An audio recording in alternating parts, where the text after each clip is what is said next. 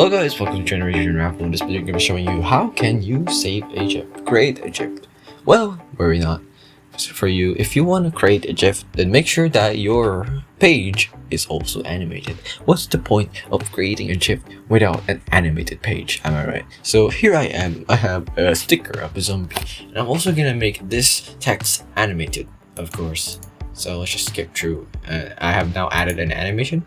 What you need to do is now head to share and just download and click the file type. Make sure that it's set to GIF, and well, let's just wait for it to download.